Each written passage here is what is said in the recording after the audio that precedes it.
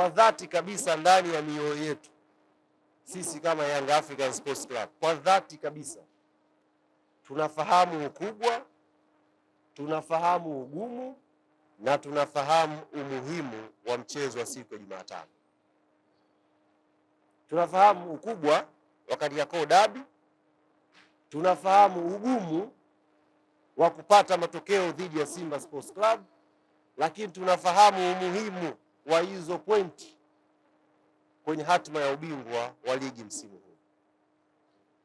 Inaweza kuonekana imetokea kama zawadi hivi kwa mashabiki wa mpira kuipata Kariakoo Derby yenye msisimko wa fainali.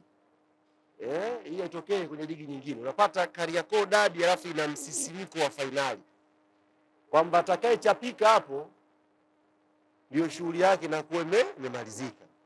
Lakini bahati nzuri sisi Yanga tuna faida hizi, maana hili tusilisahau. Muhimu sana hili.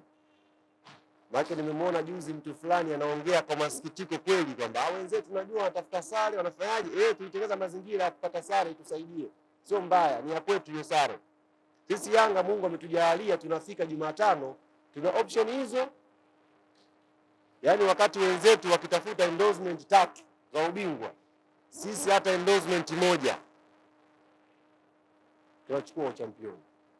Kwa sisi tunakwenda kwenye mechi akili yetu ikituambia kwamba pointi 1 au pointi 3 zitamfanya Yanga Afrika awe bingwa. Na tunafahamu wenzetu pointi 3 zitawafanya wawe mabingwa. Kwa hiyo mechi mkiia vizuri, kwa watu ambao kidogo mmepata shule ya mpira, mtakuwa mmeshaona utamu na ugumu wake ulipo. Kisha kuwa na mawazo haya kwamba ikiwa hivi kwa hivi mechi inaongezeka msisimko. Kama Yanga Afrika tumejipanga kwa hilo jambo. Lakini la pili,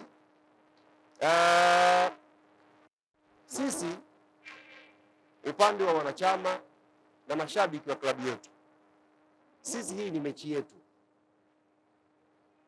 Ni mechi yetu kikanuni, of course, kama inavyoelekezwa kwenye ratiba ya bodi, lakini ni mechi yetu kwa sababu inakwenda kuamua hatima yetu ya kutetea ubingwa wetu wa NBC msimu. Kwa mimi siko hapa, hiyo kazi taifanya karibu, kumkaribisha mtu mwingine, na mkaribisha mwana Yanga kokote ulipo, njoo kwenye mechi yetu ya ubingwa. Usijisikie uzito, usijisikie unyonge. Shughuli hii ni ya kwetu, na wa kuifanya ifanye ni sisi wenyewe wana Yanga. Tukiweza kuifanya iwe kijani itakuwa jambo zuri zaidi. Yaani uwanja wote ukawa kijani na njano itakuwa jambo zuri zaidi. Kwa hiyo sana wanachama wa Yanga jitazifanya kutoka mzunguko wa kwanza, mechi yetu ya kwanza hitimisho lake ni Jumatano. Tumefanya jitihada nyingi, tumesafiri Yanga kucheza, tumepiga sana kelele kusapoti timu yetu, lakini imeonekana bado haijatosha kwa sababu kuna mchezo mmoja umesalia. Na huu mchezo unatuhitaji tena sisi wana Yanga, nguvu zetu, sauti zetu, kwenda Benjamin Mkapa kuwapa morali wachezaji wetu. Kwa quality ya timu yetu, kwa uwezo ambao wako nao wachezaji wetu, wakipata sapoti yetu nyuma, tukawaonyesha kwa dhamira ya dhati na vitendo kwamba tumekuja kuwaunga mkono nyie, mimi naamini panapo majaliwa ya Mwenyezi Mungu ondoka Benjamin Mkapa siku ya Jumatano tukiwa na furaha. Sasa hii furaha tusiitegee majumbani. Uwanja ni watu 60,000 tu ule. Tuje tujale vizuri wana Yanga, timu yetu tupate matokeo mazuri. Kwa hiyo ni upande wa wanachama ambao nilisema nitakuja kuwakumbusha hapa na nyie waandishi mpate kulifahamu. Upande timu kiukweli hata mimi hiyo taarifa sina. Nisidanganya.